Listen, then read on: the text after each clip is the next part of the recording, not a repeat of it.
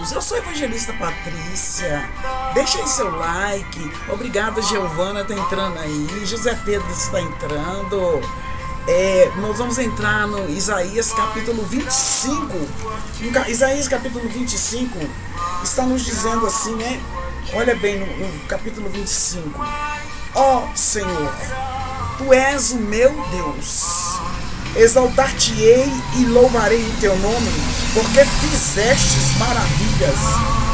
Os teus conselhos antigos são verdades e firmeza. Os conselhos do Senhor são verdade e firmeza. Não adianta se levantar contra algo que é verdade e firmeza. Não desafie Deus. Não desafie. E aqui no capítulo 25 está nos dizendo, né? Porque da cidade fizestes um montão de pedras, e da cidade forte uma ruína, e dos passos dos estranhos, que não seja mais a cidade, e jamais se torne a edificar. Cidade, essa cidade aqui do verso 25:2 é linguagem simbólica para a vida urbana. Não se deveria identificar nenhuma cidade em particular, seja antiga ou futura. Aqui não está falando, né? Só está falando da destruição. No capítulo 25, do 3 ao 5, vou lá. Pelo que te glorificará um povo poderoso, e a cidade das nações formidáveis te temerás, porque fostes a fortaleza do pobre e a fortaleza do necessitado na sua angústia, refúgio contra a tempestade e sombra contra o calor, porque o sopro dos opressores é como a tempestade contra o muro, como o calor em lugar seco. Tu abaterás o ímpeto dos estranhos, como se abranda o calor pela sombra da espessa nuvem. Assim o cântico dos tiranos será humilhado. Nesse versículo 3 até o 5, ao final do julgamento, todos os povos honrarão a Deus e o respeitarão em virtude dos seus feitos. Todos os povos. Aqui não está falando que todos serão salvos, não, mas todas as nações. Existem nações que ainda a Bíblia não entrou lá. É inacreditável, mas não entrou. Mas vai entrar porque é profético. Todas as nações. E aqui, gente, no versículo, no capítulo 25, 6 e 38, neste monte refere-se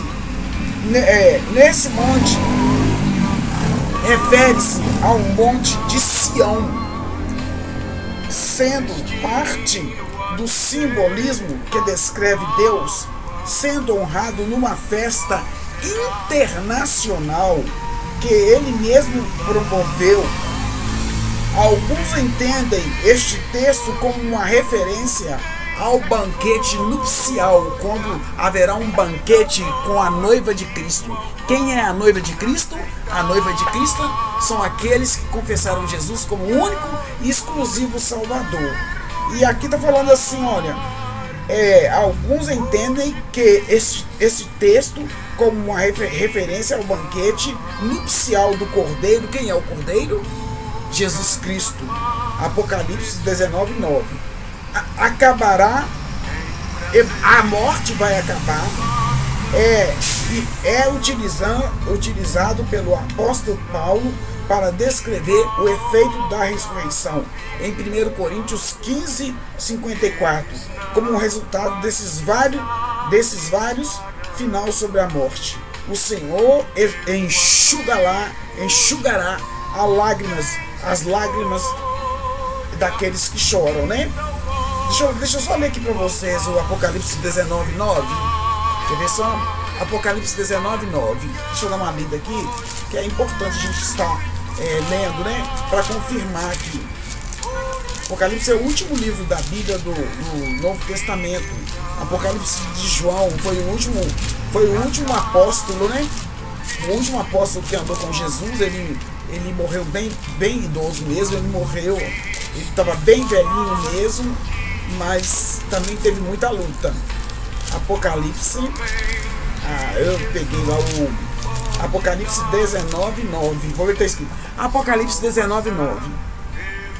Está escrito assim, olha: e disse-me, escreve, bem-aventurado quer dizer bem feliz, aqueles que são chamados à ceia das bodas do Cordeiro. Aleluia! Você quer ser chamado à boda do Cordeiro? Então faça parte da noiva de Cristo. Como que você vai fazer parte da noiva de Cristo? Confessando Jesus como Salvador, lendo a Bíblia, congregando, tá? Orando, jejuando. Eu sei que tem coisas que nós temos dificuldade, mas o Senhor vai nos fazer vencer essas dificuldades.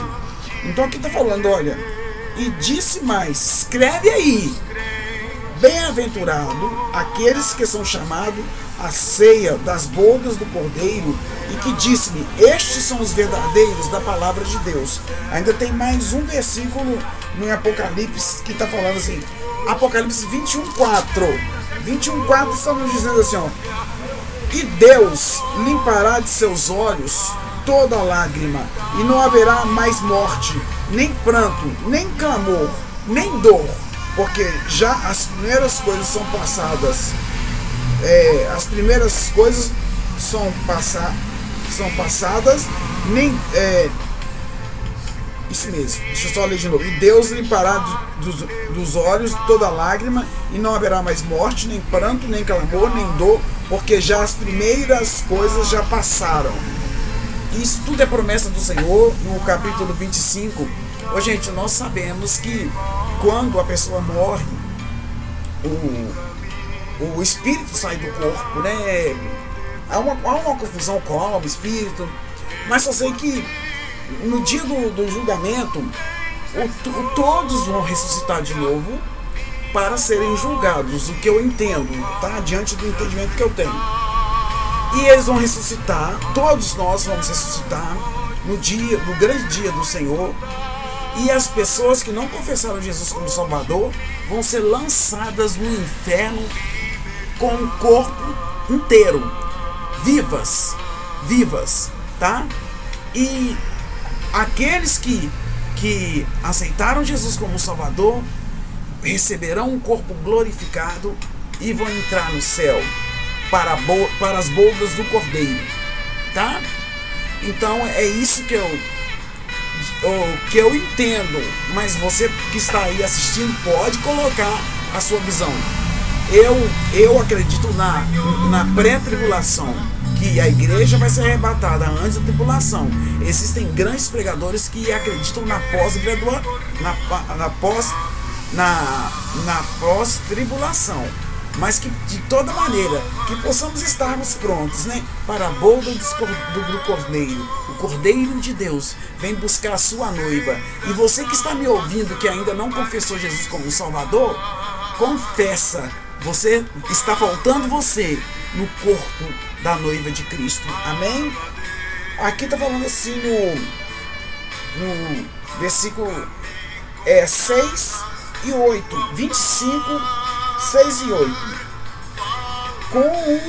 Com o calor em lugar seco, tu abaterás o ímpeto dos estranhos, como se abranda o calor pela sombra da espessa nuvem. Assim, o cântico dos tiranos será humilhado. E o Senhor dos Exércitos dará neste monte todos os povos uma festa com animais gordos, uma festa com vinho puro, com tutano gordo, uma festa com vinhos puros e bem purificados. É essa festa do Cordeiro, a festa da boda, né? E aqui está falando assim, neste monte, como eu falei com vocês, que vai acontecer a festa nupcial, a festa do Cordeiro Santo, que é o Senhor Jesus Cristo, o encontro triunfal de Jesus com a igreja. Meu Deus, que dia glorioso há de ser, né? Que dia glorioso há de ser, meu Senhor. Aleluia. E ainda em Isaías 25, do 9 até o 12.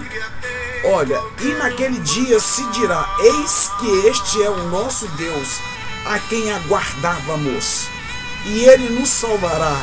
Este é o Senhor a quem aguardávamos, na sua salvação. Exultaremos e nos alegraremos, porque a mão do Senhor descansará neste monte, mas Moabe será trilhado debaixo dele, como se trilha a palha no monturo, e Moabe estenderá as mãos por entre eles, como as estende um nadador para nadar. Mas o Senhor abaterá a sua altivez, olhares altivos, olhares orgulhosos.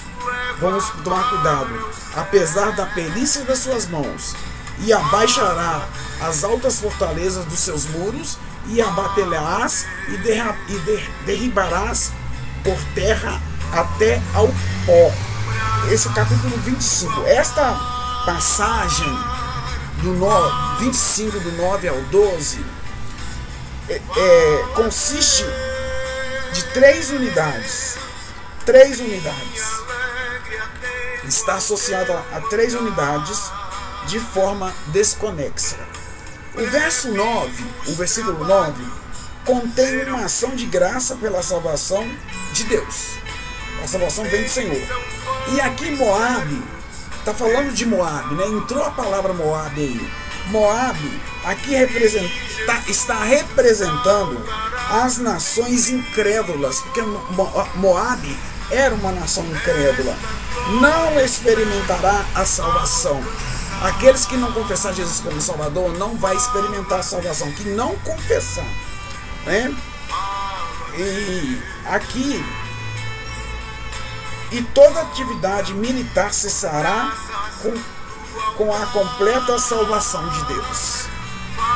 Então a decisão está aí com você, em nome de Jesus. Esse é Isaías capítulo 25.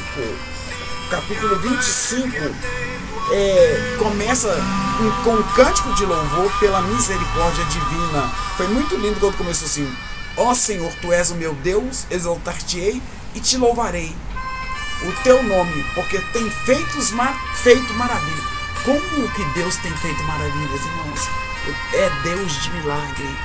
Eu quero falar com vocês que nada foge do controle de Deus. Nada. Não questione Deus. Não questione. As coisas que acontecem no mundo é culpa do ser humano mesmo. Esse é Isaías capítulo 25.